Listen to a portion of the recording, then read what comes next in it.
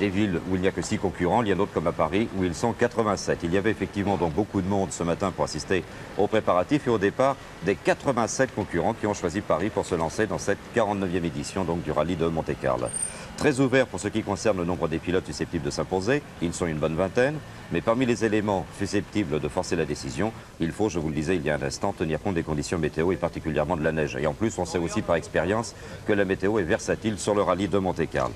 Mais, outre cet aspect donc strictement sportif, il faut tenir compte dans cette première manche du championnat du monde des rallyes pour pilotes et pour marques, de la confrontation qui va opposer 2 générations de voitures, celle de la décennie passée, caractérisée par les Porsche et par les Lancia Stratos, et aussi de la génération à venir, avec les Audi Quattro, certainement la voiture la plus audacieuse sur le plan de la conception. Car il revient du Paris-Dakar qu'il a remporté associé à René Metz. Oui, pour faire passer la puissance aux roues, j'ai 4 roues motrices, alors que normalement, toutes les voitures que j'ai conduites jusqu'à présent à Monte-Carlo avaient soit une propulsion, soit une traction. Là, j'ai 4 roues motrices et donc une efficacité en motricité beaucoup plus importante.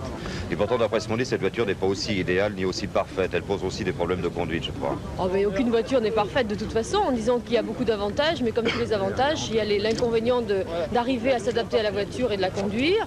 Et surtout, bon, c'est une voiture tout à fait nouvelle et différente, et ça pose des problèmes d'adaptation. Et il y a certains petits problèmes, par exemple, dans tout ce qui est serré et tout ce qui est épingle, parce que les 4 roues motrices vous entraînent immédiatement. Mais sinon, pour la grande partie du temps, je crois que c'est une voiture qui a beaucoup d'avantages surtout. Est-ce que ça vous a obligé, quand vous avez pris contact avec la voiture et même maintenant, à changer votre manière de conduire? Mais disons que c'est une façon de conduire tout à fait différente, parce qu'en fait, il faut en même temps la conduire comme une traction et comme une propulsion simultanément. Et c'est un peu la difficulté, mais c'est pas plus difficile, c'est surtout très différent. C'est différent de toutes les façons que l'on a de conduire et d'attaquer sur une route, et c'est ça qui m'a posé le plus de problèmes. Et par ailleurs, est-ce que cette voiture est plus dure à conduire physiquement que la 131 que vous aviez jusqu'à présent? Non, la direction étant assistée, la voiture est beaucoup plus facile, mais la 131 était pas du tout difficile à conduire sur la neige non plus, c'était uniquement sur l'asphalte, et là j'ai pas encore conduit la voiture sur l'asphalte, alors je peux pas tellement vous répondre. Bon, dernier point important aussi, les pneumatiques. Est-ce que vous ne risquez pas d'avoir des problèmes? Est-ce que vraiment tout sera parfait de ce côté-là? Non, tous les essais que nous avons faits sont positifs, et je crois que la seule question à laquelle il faut répondre, c'est d'attendre les premiers chronos dans le Revard, et je crois qu'on aura tout de suite la bonne réponse.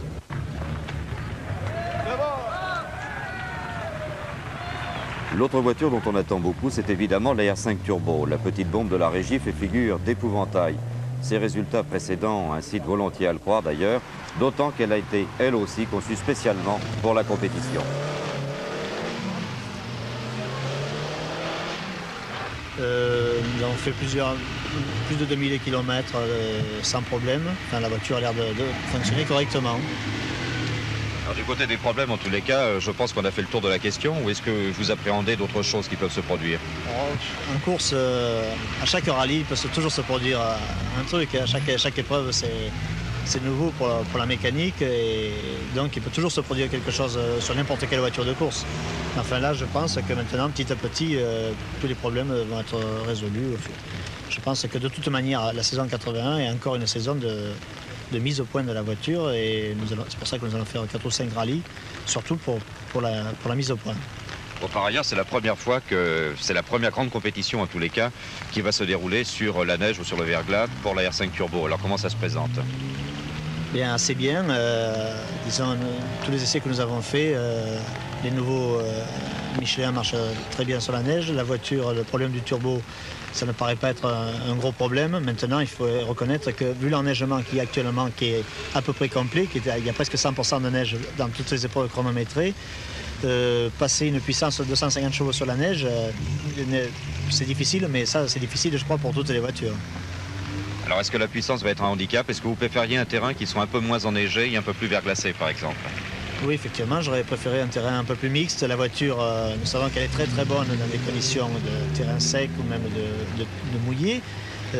J'aurais préféré bien sûr un terrain mixte, car là, la puissance, vu l'enneigement actuellement, la puissance, c'est difficile de l'utiliser en permanence, utiliser une puissance très forte, et je crois que même une petite cylindrée peut renouveler un petit peu le coup du Monte Carlo 78 que nous avions fait avec les Renault 5 Alpine. Bon, par ailleurs, depuis plus d'un mois que vous êtes en reconnaissance, que vous travaillez sur le terrain, quels sont les concurrents que vous avez rencontrés qui vous ont le plus impressionné? C'est difficile à dire, disons, nous avons reconnu à peu près avec toutes les favoris du rallye. Je pense que dans le cas d'un gros enneigement, il faudra faire très attention. Enfin, je pense qu'ils sont assez favoris même, les deux Audi Quattro, qui étant une 4 roues motrices, bien sûr, a toujours un avantage très important dès que le terrain devient glissant. Aussi bien en accélération qu'au freinage, sans parler des courbes, mais accélération et freinage, ce sera le gros avantage qu'auront les Audi Quattro sur ce terrain glissant. Sinon, parmi tous les autres concurrents, je pense que nous devons nous situer avec eux, et aussi bien Val-de-Garde que Kulang ou même Allen, Marco Allen, ont de fortes chances.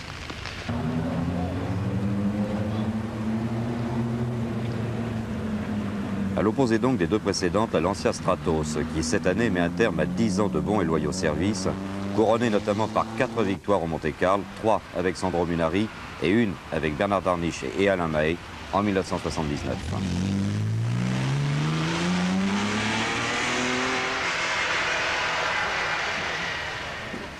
On a tout un tas d'éléments qui nous permettent d'être affirmatifs à ce sujet. On est sur le même pied d'égalité que, je pense, une bonne quinzaine de voitures, mais je ne pars pas avec un handicap, quel qu'il soit, même au niveau de l'ancienneté de la voiture, cette Lancia était tellement en avance sur tout le monde il y a une dizaine d'années qu'elle conserve encore d'énormes qualités qui nous permettent d'envisager une victoire, bien sûr, mais tout dépendra des conditions de course. Vous savez, le Monte-Carlo, c'est une épreuve qui dure une huitaine de jours, et il y a d'autres paramètres qui interviennent que celles purement techniques des voitures et des ingénieurs. Il y a quelquefois les plaques de verglas très, très vicieuses, les plaques de brouillard qui ne sont finalement pas très répertoriées par les ingénieurs, et quelquefois, eh bien, la forme du pilote, à certains moments, fait la différence par rapport à la compétitivité de la voiture. Alors justement, est-ce qu'on peut vous demander comment va le physique par rapport à l'année dernière? Par rapport à l'année dernière, de toute façon, c'est beaucoup mieux. Parce que l'année dernière, j'étais moribond au départ. J'avais, je sais pas, 42 fièvres le matin même du départ, et j'ai traîné ça jusqu'à la fin du rallye. Donc de toute façon, je ne peux pas être plus mal, ou alors je ne prendrai pas le départ. Comme tous les ans, évidemment, il y a beaucoup de beau monde, si on peut dire, au départ de ce Monte-Carlo. Alors quels sont les concurrents que vous allez redouter le plus, finalement? Avec Alain Mahé, on a une méthode de compétition qui est simple finalement. On ne s'occupe de personne jusqu'à la dernière nuit pour le rallye de Monte-Carlo. On fait notre course suivant les conditions atmosphériques, suivant notre forme, et de façon à essayer d'amener notre voiture dans les meilleures conditions possibles la dernière nuit, c'est-à-dire sans l'avoir fatiguée du tout. Et puis, la compétition aidante, l'élimination naturelle du rallye s'étant faite, ma foi, si on a la chance d'être là la dernière nuit, eh bien on verra ce qu'il faut faire. On attaquera à outrance, au maximum, pour essayer de faire un petit bond en avant par rapport à l'année dernière, c'est-à-dire de sauter à une deuxième place à une première. Alors une édition très ouverte encore?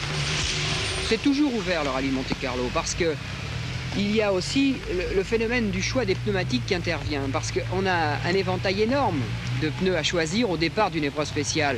Je crois que pour la Lancia, nous avons 250 roues qui seront distribuées au départ de chaque épreuve spéciale. Et là, en fonction de nos ouvreurs, de tout le personnel qui est à notre disposition justement pour évaluer le choix des pneumatiques, on fait un choix. Mais vous savez, les ouvreurs passent 1 heure avant le premier concurrent. Il peut se passer des quantités de choses en 1 heure au niveau de la température et des conditions atmosphériques. Et si on a bien choisi, on met vraiment la valise à tout le monde. Si on a mal choisi, on en prend plein la musette. Enfin, et ce n'est pas le moins intéressant, le rallye de Monte-Carlo n'est pas seulement ouvert aux forçats du volant que sont les professionnels. Il est également accessible aux amateurs du reste. Il serait tout à fait vain de croire qu'il existe 250 professionnels de haut niveau, et le Monte-Carlo est aussi une bonne occasion pour les amateurs de se faire plaisir.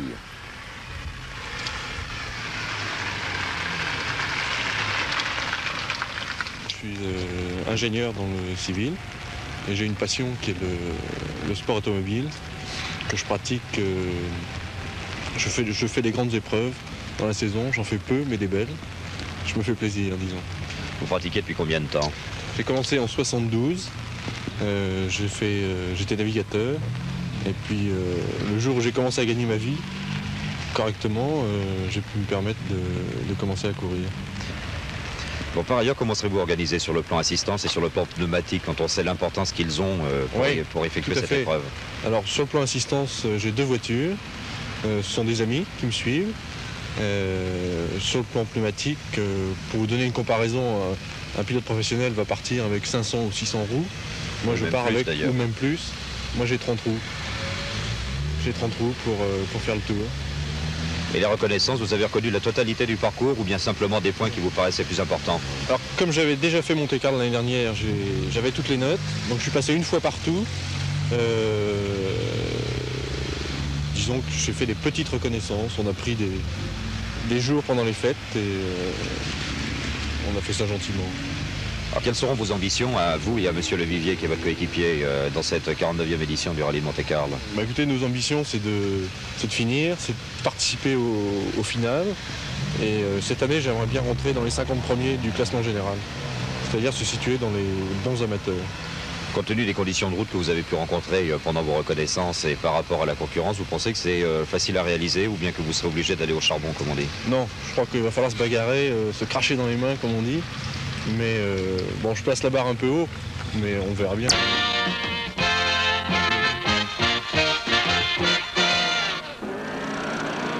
Ils sont partis ce matin vers 10 h de Paris. Ils sont partis également de Lausanne, de Londres, de Rome ou de Saragosse. Ils sont plus de 250 équipages à rouler dans la nuit et dans la neige. Vous le savez, c'est aujourd'hui même le coup d'envoi du championnat du monde des rallyes. C'est aujourd'hui même qu'a débuté la grande classique de la compétition routière, le rallye Monte-Carlo.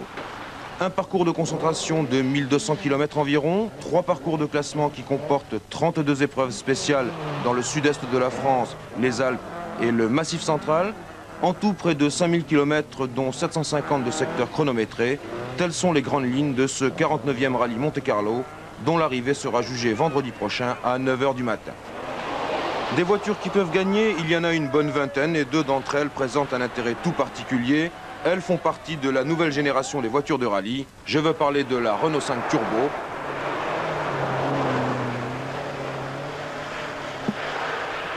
et de l'Audi Quattro.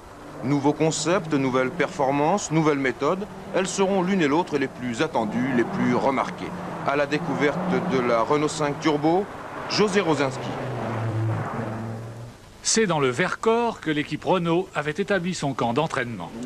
Objectif, le jour de notre visite, confrontation de différents montages de turbos afin d'améliorer la progressivité du moteur à la reprise. Alors, bon, tu vois pas de différence? Je vois pas de différence, mais c'est pas mal. Hein. Ouais. C'est pas mal, je veux dire. Ce sera la première sortie de la 5 Turbo sur la neige et Renault a engagé 2 groupes 4 à ses couleurs. À Jean Ragnotti se joint cette fois l'espoir Bruno Sabi, dont ce seront les débuts dans l'équipe officielle. Tu rappelles le saut? Oui, ça y est. Alors, le turbo et la neige, est-ce que ça fait bon ménage? Ben, ça va pas mal. Ça va pas mal. Ça va pas mal. Ah oui, c'est sûr qu'une voiture très puissante, un moteur central, pour faire passer la puissance sur la neige, c'est pas toujours facile. Hein. Mais là, actuellement, pour les temps que nous faisons, quoi, ouais. On a l'air d'être dans le coup. Alors dis-moi, le problème avec une voiture à moteur turbo sur la neige, je présume que c'est le moment de transition entre le moteur sans turbo et puis le moment où le turbo arrive et le couple avec lui, non? Oui, c'est sûr que l'arrivée du couple, ça pose un petit problème, mais là, sinon, c'est quand même assez progressif. Hein. Ça, entre 3008 et 4005, la puissance arrive en 1000 tours, disons à peu près, et on arrive quand même à doser, à faire passer la puissance. Oui. Comme tu veux. Oui. Bon, ça dépend un petit peu de l'état des sols. Hein. Sur les glaces vives, c'est un peu plus délicat que sur les neiges fraîches et damées. Oui. Ça dépendra un petit peu des conditions atmosphériques, mais enfin, en 1000 tours, on arrive à la faire fonctionner correctement. L'équipe Renault Sport aborde ce Monte-Carlo avec les dents longues. Jambon, charcuterie. Puis après, petit de salade, chaud, servi chaud, bien entendu. Pas grave, La sauce est chaude, n'est-ce pas? Oh là là là là. Alors peut-être ça légèrement cuit, n'est-ce pas? Légèrement accroché. Voilà, pardon. Vous avez prévu? J'ai pas trouvé, j'ai vu plein de trucs noirs, mais c'est Bon, le conduit, elle peut choisir, moi je choisis les deux. Bon, tire-bouchon. Le problème, c'est les temps avant et après le repas. Il y a un écart important. Oui, mais ça, tu peux en tenir compte. Très très net, très très net. L'adhérence est meilleure, le moteur est meilleur. Le pied un peu plus lourd. Le moral est meilleur, tout. Voyons comment se maîtrise sur la neige ce petit monstre au rapport poids-puissance phénoménal. La conduite de la voiture est complètement différente. Ouais. La traction avant, je la conduisais accélération pied droit et freinage pied gauche. Et là, il faut la conduire tout à fait comme une voiture classique, presque comme une monoplace, c'est-à-dire freiner à peu près en ligne, accélérer assez tôt pour amener la puissance arrière à l'arrière, faire déboîter le train arrière et on passe la courbe en survirage pendant toute la courbe. Quoi. Si les conditions sont clémentes à Monte-Carlo, tu fais évidemment partie des grands favoris. Si elles étaient plus difficiles, qu'est-ce que tu prévois? Dans le sélection très difficile, bien sûr, il y a la concurrence de l'Audi, qui sur la neige a l'air de marcher correctement. Et bien précisément, l'Audi Quattro, la voici. Un gros gabarit, une machine rablée qui n'aura certes pas l'agilité de la Renault 5 Turbo sur la route des rallyes européens. Pour conduire pareil engin, Audi a fait appel à un premier pilote très rapide, probablement l'un des 3 meilleurs du monde, c'est le Finlandais Anu Mikkola, et un second pilote dont on connaît la régularité et la sûreté de performance, c'est Michel Mouton. Il procède ici à des essais de pneus dans l'une des spéciales les plus connues du rallye Monte-Carlo, Saint-Jean-en-Royans.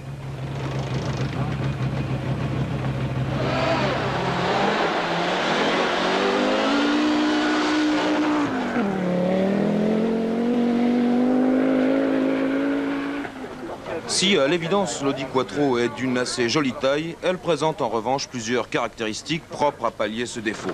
Son moteur est un 5 cylindres en ligne, suralimenté par un turbocompresseur et il produit la coquette somme de 320 chevaux. Avoir de la puissance, c'est facile. En disposer sur la route et sur la neige, autrement dit la passer aux roues, entre guillemets, c'est un autre problème. Eh bien ce problème, Audi l'a résolu. Le moteur est relié par la boîte de vitesse et par 3 différentiels à une transmission à 4 roues motrices. Une bien belle bête en vérité, mais tout est de savoir si l'ensemble, pilote, voiture, fait bon ménage.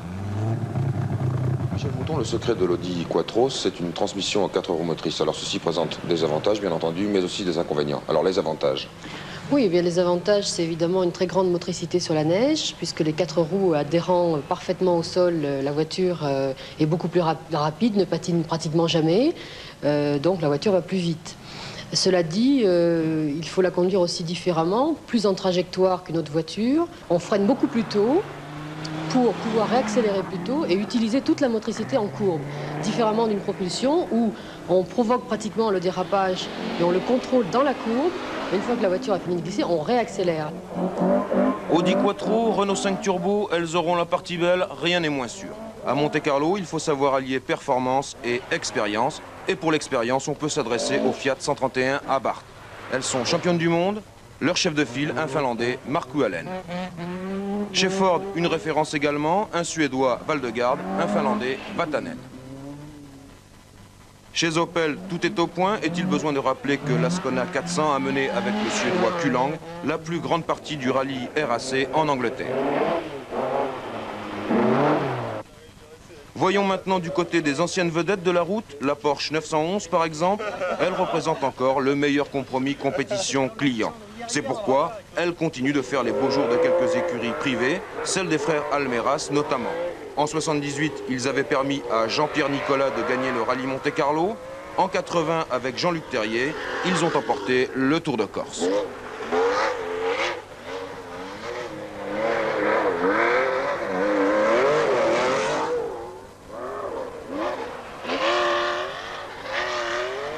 Aujourd'hui, Terrier continue l'aventure, une petite équipe, des moyens limités, mais aussi des gens compétents qui connaissent bien le rallye et qui sont capables de donner à l'un de nos meilleurs pilotes un outil efficace.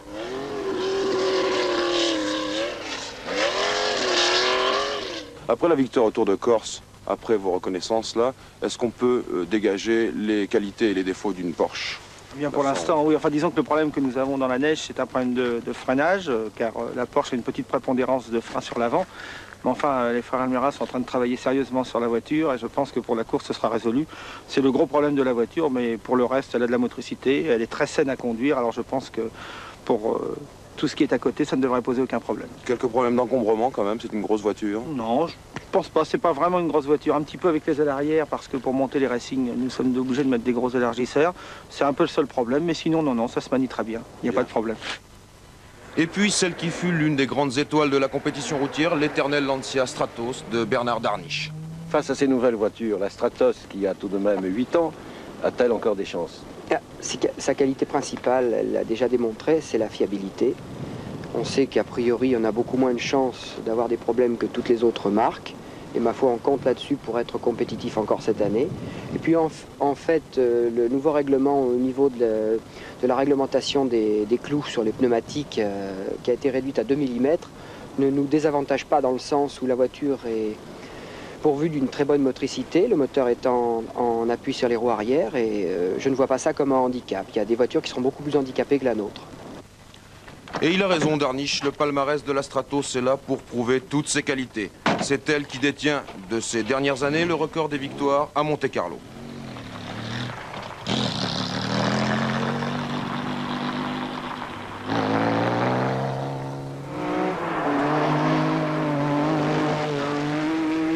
Enfin, voici celle qui pourrait nous réserver une surprise, celle qui a achevé en beauté la saison 80 du championnat du monde des rallyes, la Talbot Lotus. Chez Talbot, il y aura 2 chefs de file, Toivonen et Frecklin. Il y aura effectivement cette année à Monte-Carlo un très beau plateau et je pense une très belle bagarre. S'il y a beaucoup de neige, l'Audi Quattro sera sans doute la mieux placée. S'il n'y a presque pas de neige, la Renault 5 Turbo sera sans doute la mieux placée. Et si c'est à 50-50, tout le monde a ses chances parce que Monte-Carlo est un rallye très long. Et je pense qu'au niveau d'une voiture classique et très fiable, il n'y a pas de raison qu'elle ne soit pas dans le coup pour le scratch. Des pronostics très clairs et par conséquent une conclusion, Michel Mouton. Michel Mouton, le rallye Monte-Carlo pour un rallyman de notoriété, qu'est-ce que ça représente? Je pense que c'est un très grand rallye, d'une part parce qu'il est au championnat du monde, et d'autre part parce que c'est un des rares rallyes qui se déroule pratiquement sur la neige, pas typiquement comme en Suède où le terrain est plat, mais avec des cols, des descentes, donc avec des conditions météorologiques qui changent très souvent. Et je crois qu'il faut un pilote très éclectique qui soit capable de changer en fonction du temps aussi, et c'est ce qui rend la difficulté du rallye Monte-Carlo, et pour moi celui qui gagne Monte-Carlo. Nous vous le disions il y a un instant, c'est en effet par un coup de théâtre qu'a débuté hier soir cette 49e édition du rallye de Monte-Carlo, puisque peu avant minuit, on apprenait l'abandon officiel de l'équipage Michel Mouton, Annie Arrii sur Audi Quattro. Motif de cet abandon, présence de corps étrangers et d'eau dans l'essence, je cite le communiqué, sans qu'on puisse évidemment expliquer pourquoi. Michel Mouton et Annie Arrii avaient pu réparer, mais les 2 femmes ont préféré, à cause du retard accumulé, éviter la mise hors course en arrivant ce matin à Aix-les-Bains, terme de la concentration.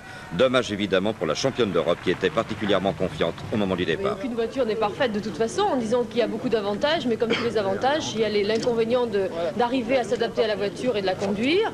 Et surtout, c'est une voiture tout à fait nouvelle et différente, et ça pose des problèmes d'adaptation. Et il y a certains petits problèmes, par exemple, dans tout ce qui est serré et tout ce qui est épingle, parce que les 4 roues motrices vous entraînent immédiatement. Mais sinon, pour la grande partie du temps, je crois que c'est une voiture qui a beaucoup d'avantages surtout. Michel Mouton n'aura finalement parcouru qu'une trentaine de kilomètres dans une épreuve qui en compte plus de 4000. Cet abandon est d'autant plus regrettable qu'à partir de ce soir, on attend beaucoup du duel qui va opposer cette voiture. Il reste celle que pilote Anou Nicolas et l'air 5 turbo officiel de Jean Ragnotti et Bruno Sabi. Équipées de moteurs turbo-compressés, mais l'Audi Quattro dispose en plus de 4 roues motrices, ces 2 voitures sont caractéristiques d'une nouvelle génération d'engins conçus spécialement pour la compétition. Confrontation que tentera d'arbitrer, entre autres, une voiture conçue elle aussi pour la compétition, mais il y a une dizaine d'années, la Lancia Stratos, dont le pilote Bernard Darniche fait ici l'objet des facéties de Jean Ragnotti. Ce 49e rallye de Monte-Carlo est donc intéressant au premier abord pour la confrontation technique qu'il propose entre 2 générations de voitures. Mais il est aussi très ouvert sur le plan des pilotes. Ils sont une bonne quinzaine qui peuvent espérer l'emporter. Outre ceux déjà cités, on trouve Marco Allen, Harry Vatanen, Valdegarde, Frecklin ou encore Jean-Luc Terrier. Sans oublier bien sûr les amateurs, même connus, inspirés seulement par leur goût de la compétition. J'ai très envie de faire du rallye. Je trouve que c'est passionnant le rallye. Et particulièrement Monte-Carlo, c'est peut-être le plus beau rallye du monde. Je suis vraiment content de faire ça, oui. De toute façon, nos prétentions sont quand même limitées. À ce niveau-là, on peut guère espérer faire mieux que dans les 25, dans les 20, 25 premiers. Et ça serait déjà très bien. Arrivé ce matin à Aix-les-Bains, après avoir parcouru plus de 1000 km dans le fastidieux parcours de concentration, les 250 concurrents vont attaquer ce soir les choses sérieuses avec le parcours dit de classement, 600 km dont 6 spéciales qui les mèneront à Monaco. Puis ce sera le gros morceau de l'épreuve, le parcours commun, plus de 40 heures au volant sans discontinuer, pour disputer 18 spéciales chronométrées et parcourir 1500 km. Enfin, entre jeudi et vendredi, le parcours final, ramené cette année à 8 spéciales au lieu de 10 auparavant, pour un total d'environ 700 km, l'arrivée étant prévue comme d'habitude vendredi matin sur le port de Monaco. Pour l'instant, il y a beaucoup de neige sur la majeure partie du parcours. Le Monte-Carlo a quitté la neige pour des routes plus sèches et plus ensoleillées. Dans les épreuves de l'Ardèche, c'est Jean-Luc Terrier qui a pris la tête sur une Porsche qui n'est pas engagée par la firme allemande, mais par une équipe privée, les frères Almeras, garagistes à Montpellier.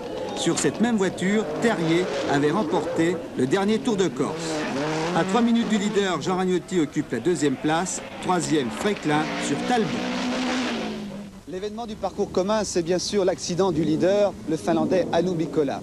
Comment cet accident est-il arrivé? Pourquoi? Eh bien tout simplement parce que le pied de Hannu Mikkola a glissé de la pédale de frein et la voiture a heurté un pont.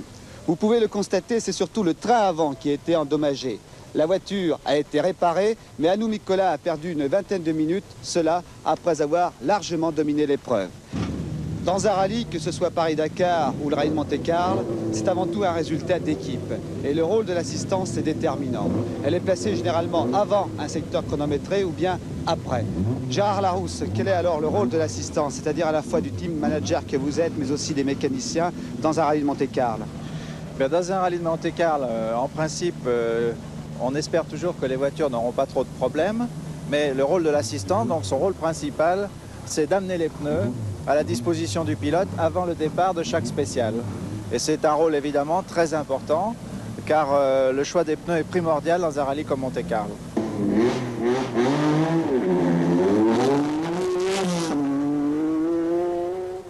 Les concurrents sont maintenant dans la 2e partie du parcours commun dont l'arrivée sera jugée demain matin vers midi à Monaco. Bernard Giraud.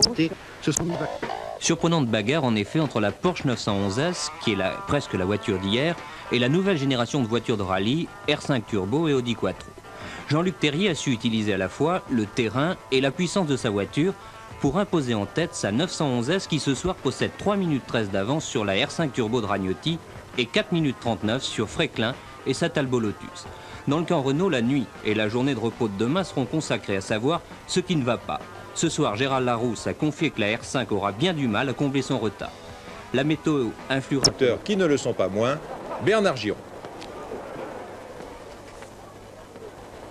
Inconscients, irresponsables, indéfendables, stupides sont ces spectateurs malveillants qui, dans la descente du Turini, ont jeté de la neige dans les virages.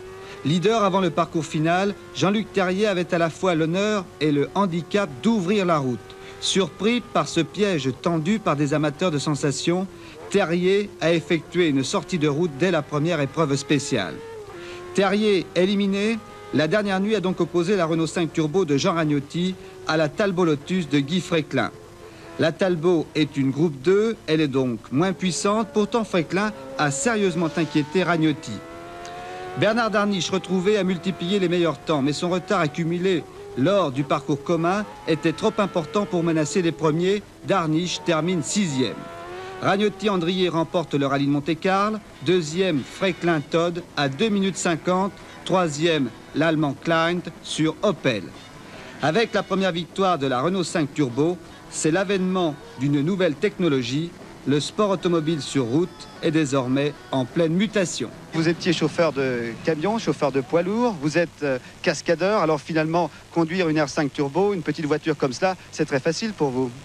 C'est très facile parce qu'elle a conservé la maniabilité de la petite Renault 5 Alpine classique, malgré qu'elle est maintenant en moteur central et une puissance très élevée. Et donc sur les petites routes de l'arrière-pays niçois ou dans les Alpes, elle est très à son aise.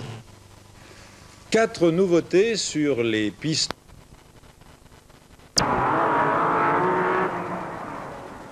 La 49e édition du rallye de Monte-Carlo aura été marquée par l'imprévu et s'il n'est pas question de minimiser en quoi que ce soit la performance des vainqueurs Jean Ragnotti et Jean-Marc Andrier sur Renault 5 Turbo, il est certain que l'absence de Jean-Luc Terrier et de Michel Vial à l'arrivée est une déception pour beaucoup. Les 2 ou 3 semaines de reconnaissance effectuées par les concurrents avaient permis de situer ce nouveau Monte-Carlo. Il s'agirait avant tout d'un conflit des générations, non pas au niveau des pilotes, mais au niveau des matériels en présence. Il est bien évident qu'il est désormais impossible d'envisager une victoire dans cette épreuve avec une voiture ordinaire, et le palmarès des dernières années le confirme sans problème. De plus, le rallye de Monte-Carlo reste une épreuve à part, son prestige est tel qu'on en vient parfois à oublier son aspect sportif. Cette première manche du championnat du monde pour pilotes et pour marques est d'autant plus différente qu'elle possède une histoire que les autres épreuves n'ont pas. C'est d'ailleurs ce qui justifie le parcours de concentration, cette longue balade d'une vingtaine d'heures qui d'ailleurs n'apporte rien sur le plan des performances et qui présente le double inconvénient de fatiguer tout le monde, équipage et assistance. C'est d'ailleurs pendant cette partie de l'épreuve que disparaît un des équipages favoris, Michel Mouton et Annie Arilly sur Audi Quattro, et nul ne saura jamais pourquoi et comment on a retrouvé des gravillons et de l'eau dans le réservoir d'essence de leur voiture. Mais le plus surprenant, c'est la performance accomplie par Jean-Luc Terrier et Michel Vial sur la Porsche Almeras. Avec une voiture dont le dessin initial remonte maintenant à une vingtaine d'années, Jean-Luc Terrier a rappelé à tous qu'il ne fallait surtout pas l'oublier. Ce ne sont d'ailleurs pas les responsables de son ancienne équipe qui devraient l'ignorer. Deuxième au classement derrière l'Audi Quattro de Hannou Nicolas à la fin du premier parcours chronométré, celui qui est toujours le recordman français des victoires en championnat du monde nous a offert un véritable festival de pilotage. Et pourtant, ce 49e rallye de Monte-Carlo devait en principe se jouer entre les Audi Quattro et les Renault 5 Turbo. C'est entre elles que devait se situer la lutte pour la victoire. L'Audi Quattro et ses 4 roues motrices avaient prouvé pendant les reconnaissances qu'elle dominait largement la situation. Par ailleurs, la Renault 5 Turbo avait prouvé, elle aussi, au Tour de Corse notamment, qu'elle pouvait se permettre de l'emporter.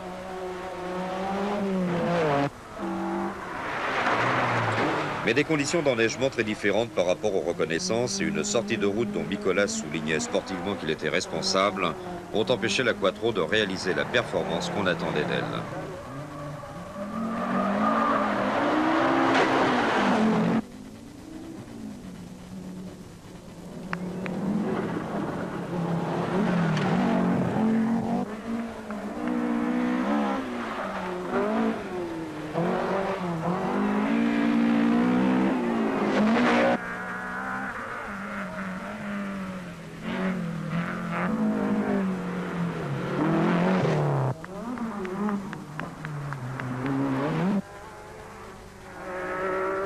Le Finlandais n'était cependant pas le plus malheureux de tous les pilotes. Bernard Darniche et Alain Mahé, vainqueurs en 79, après avoir accompli un grand chelem dans le dernier parcours, se voyaient contraints, faute de pneus performants, de se battre pour la 8e ou pour la 7e place.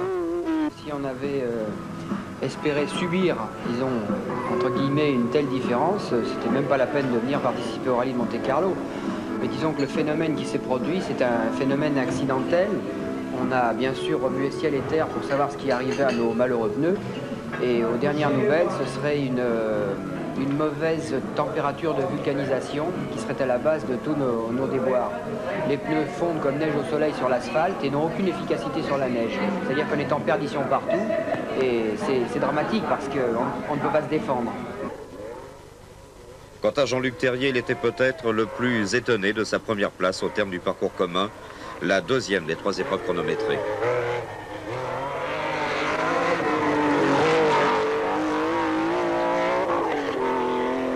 Moi je pensais que si c'était enneigé, la Quattro serait devant et j'aurais pu faire jeu égal avec Jeannot sur la neige et que si sur le sec, la Quattro serait derrière et que Jeannot aurait été devant, donc je me voyais derrière l'une ou l'autre des turbos.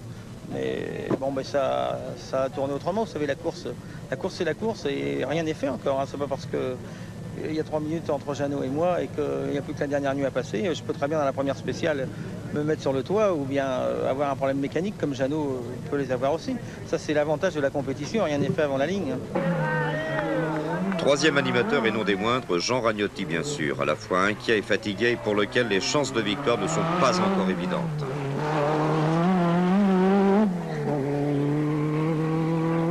Jean-Luc Terrier a très bien conduit, il a fait des bons choix de pneus pratiquement tout le long. Il n'a connu aucun problème mécanique, donc c'est assez logique qu'ils se retrouvent en tête.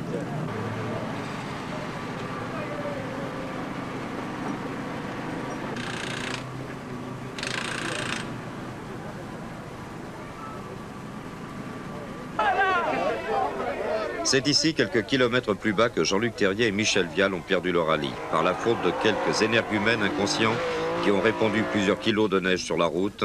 La Porsche rouge et bleue va taper durement un parapet et sortir de la route. Vial et Terrier ne seront d'ailleurs pas les seuls à souffrir de l'inconséquence de certains spectateurs, puisque Bruno Sabi, sur Renault 5 Turbo lui aussi, sera victime de leurs agissements. Dès lors, Jean Ragnotti et Jean-Marc Andrier n'ont plus qu'à assurer et contenir Guy Fréquelin, Jean Todt sur leur Talbot Lotus. Pour sa deuxième sortie en épreuve du championnat du monde des rallyes, la Renault 5 Turbo s'impose donc, mais il est tout aussi plaisant de souligner que Jean Ragnotti et Jean-Marc Andrier ont remporté hier à Monte-Carlo leur première grande victoire internationale, et ce ne fut pas sans problème. Les deux en train d'arroser donc les amis de la presse avec les...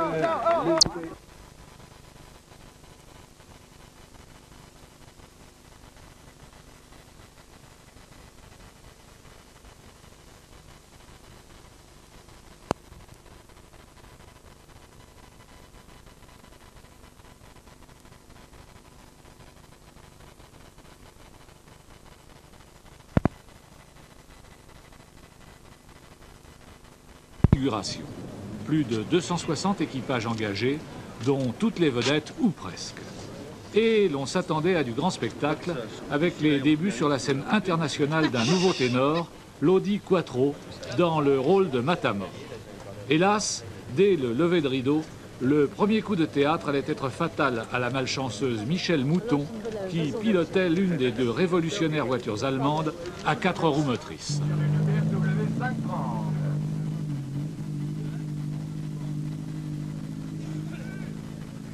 Talbot Lotus pour Guy Fréquelin, Jean Todt.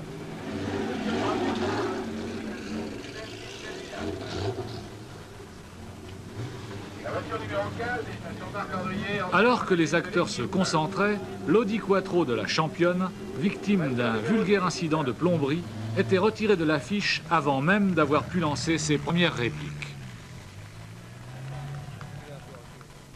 Restait celle de Nicolas, dont l'extraordinaire prestation allait éclipser tout le reste de la troupe au cours du premier acte. Dans la neige, la comparaison tournait à la confusion pour toutes les rivales de l'Audi, si huppées soient-elles, surclassées par la motricité sans pareille de la Quattro. Or, tout le long de l'itinéraire de concentration vers Monaco, la neige était au rendez-vous.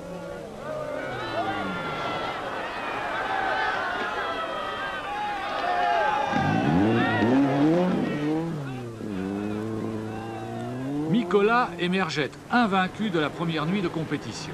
6 étapes spéciales, 6 victoires et près de 6 minutes d'avance, le Finlandais et sa voiture phénomène n'avaient pas fait le détail.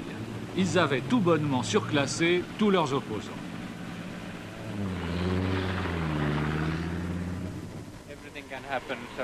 Bien sûr, le rallye ne fait que commencer et rien n'est joué.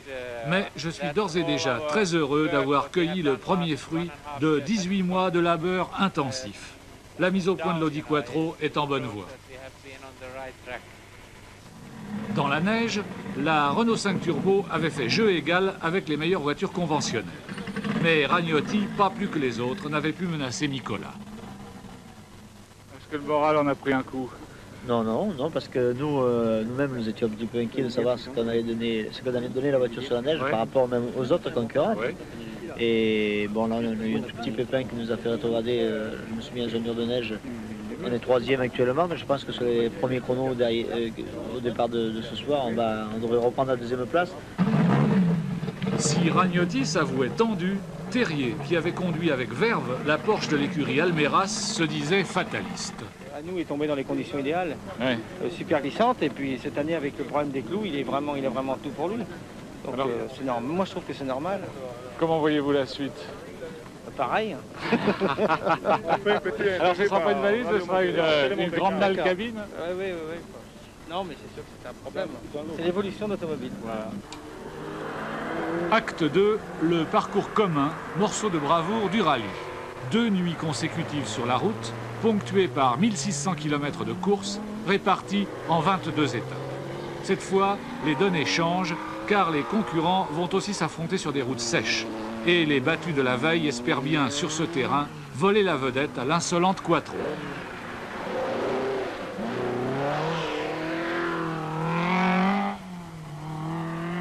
Saint-Nazaire-le-Désert, le nom de cette étape est sinistre et Nicolas s'en souviendra comme tel. Terrier ouvrait la route, voici la 5 Turbo de Ragnotti, dont on va apprécier la diabolique agilité.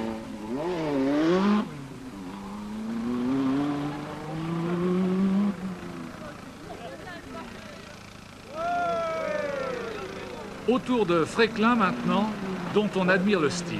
Mais où est Nicolas? Il aurait déjà dû passer.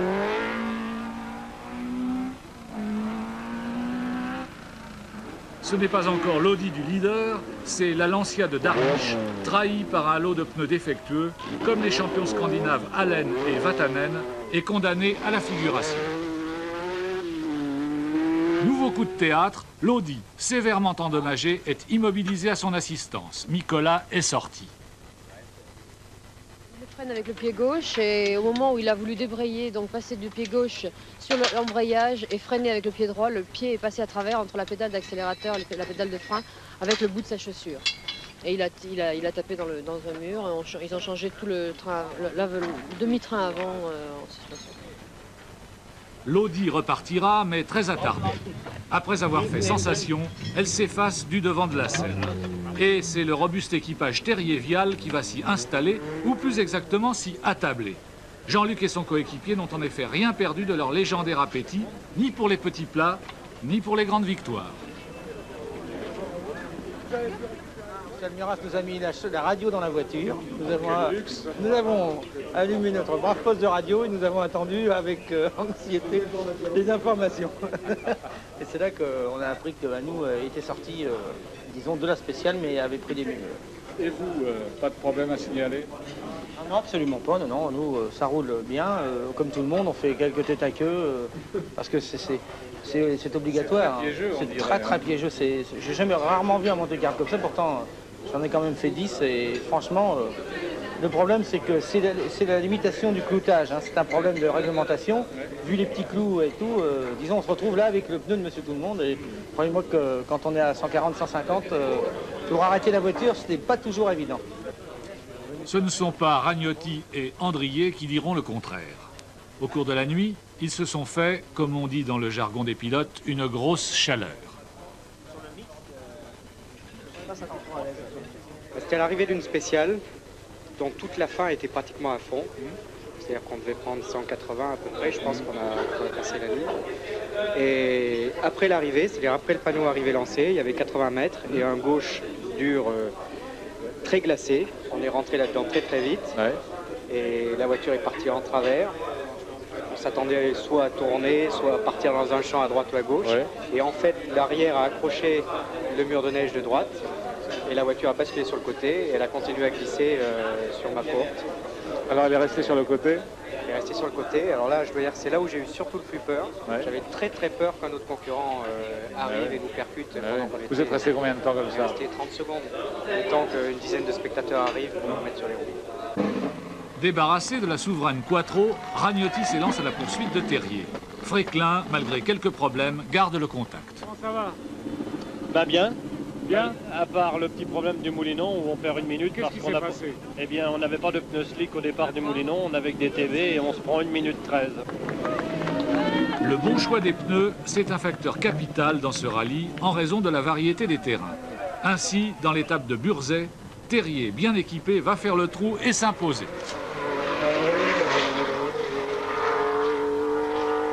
Au contraire, Ragnotti, mal inspiré, s'est trompé. En perdition, il est rejoint par Fréclin et concède 1 minute en 30 km au pilote de la Talbot Lotus.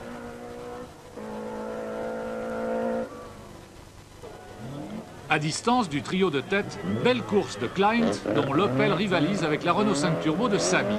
Par contre, la Fiat d'Allen, mal chaussée, perd pied, ainsi que les Ford de Vatanen et Valdegard. Les étapes enneigées, cependant, vont bientôt s'achever, pour le plus grand soulagement de certains. Les R5 Turbo, se dit-on, vont maintenant pouvoir s'exprimer sur le sec. Mais, surprise, ce sont encore la Porsche de Terrier et même la Talbot Lotus de Fréclin qui s'imposent au retour en Provence à l'issue de la deuxième nuit. Certes, la Porsche ne manque pas de chevaux, mais elle fait vraiment figure d'ancienne combattante, tant sa conception est datée. Elle remonte à plus de 15 ans. De plus, même s'il est habilement préparé par les frères Almeras, déjà vainqueurs à Monte-Carlo il y a 3 ans avec Nicolas au volant d'une voiture identique, il ne s'agit même pas d'une auto d'usine. Alors, qu'est-ce qui vous permet quand même de tenir en respect, Ragnotti? Bien, disons, ce qui s'est passé, en fin de compte, il y a le problème de Monte-Carlo qui est un cas particulier. Ce sont les épreuves, disons, verglacées à un pourcentage kilométrique de l'ordre de 10%. Dans ces épreuves, pour aller très vite, on est obligé de mettre des pneus performants qui sont des racing, des pneus circuit. Mais c'est certain que ces pneus sur la glace n'ont aucune adhérence. Par contre, sur les 90% qui restent en sec, ça va super vite. Et là, au bout, obligatoirement, au point de vue temps, on est super gagnant. C'est de l'ordre de 5 à 6 secondes au kilomètre. Mais c'est très dangereux car si on arrive à 150 à l'heure sur une plaque de glace avec ses pneus, il n'y a aucune adhérence et c'est la sortie de route obligatoire. Donc c'est grave. C'est que vous avez pris plus de risques que lui. Voilà. Moi, quand il y a eu des choix comme ça à faire, j'ai mis des racing. Et Jeannot, en fin de compte, est parti souvent avec des pneus cloutés. Racing clouté, disons, c'est pas le gros pneu neige, mais enfin un pneu qui, sur le sec, est de l'ordre de 1 à 2 secondes moins rapide que le racing sans feu. En réalité, chez Renault, les choses sont moins simples que Terrier le croit.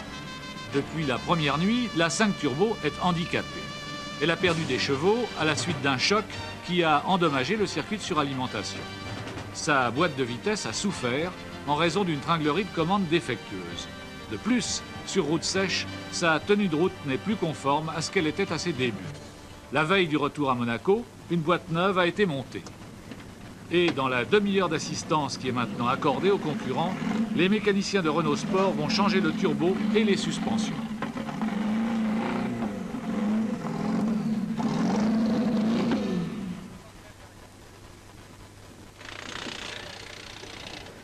De la magie, peut-être. Un exploit, sûrement.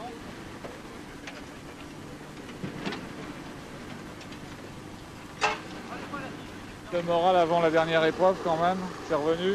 Disons que si la voiture fonctionne bien, je vais attaquer. Si j'arrive à lui en reprendre suffisamment, je ne pense pas que lui reprendre tout, mais à l'obliger à attaquer lui-même.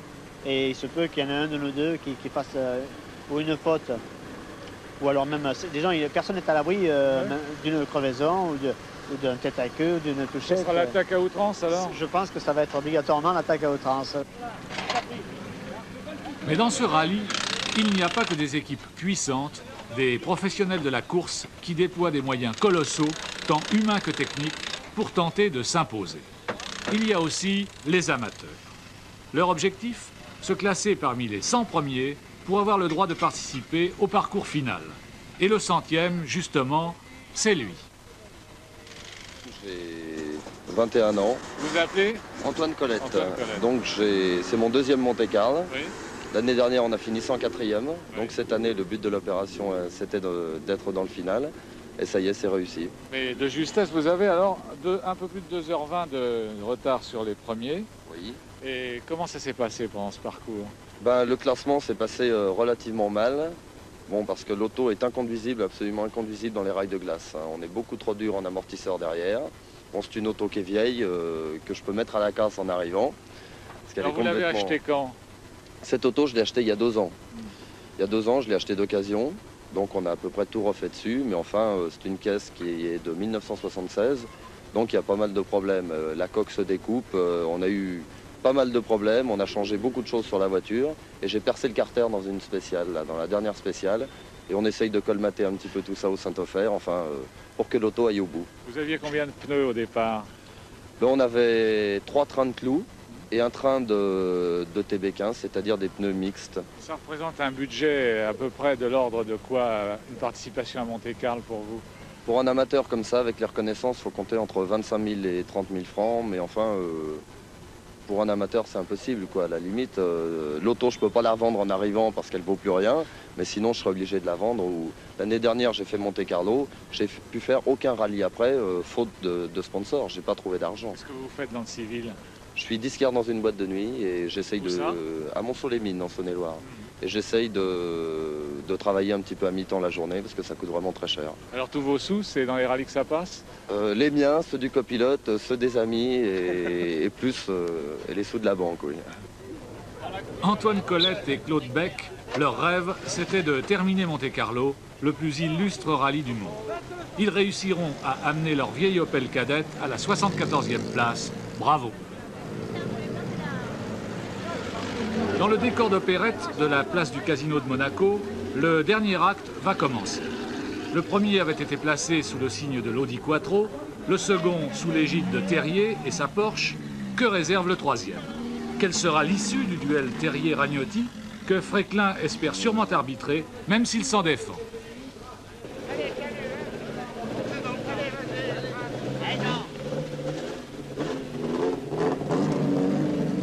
Hélas, l'affrontement prévu va tourner court. Comme c'est arrivé trop souvent dans ce rallye, quelques énergumènes ont faussé la course en répandant vicieusement de la neige dans un virage caché, envoyant le leader au décor ainsi que l'excellent Sabi. Du coup, Darniche avait beau effectuer un éblouissant sprint final et enlever 5 des 12 dernières étapes, l'incroyable Toujean avait beau multiplier les exploits pour hisser sa minuscule Peugeot 104 au 18e rang, le charme était rompu. Le duel Renault-Talbot apparaissait désormais trop déséquilibré. Même si Fréquelin ne se montrait pas avare de ses efforts, et même si une erreur de transmission de chrono, au cours de la nuit, put faire croire, mais à tort, qu'il pourrait menacer Ragnotti.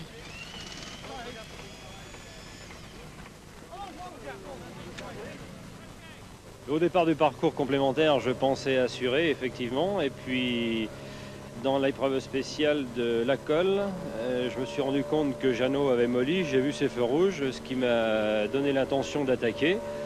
Et on lui a repris pas mal de temps dans cette épreuve.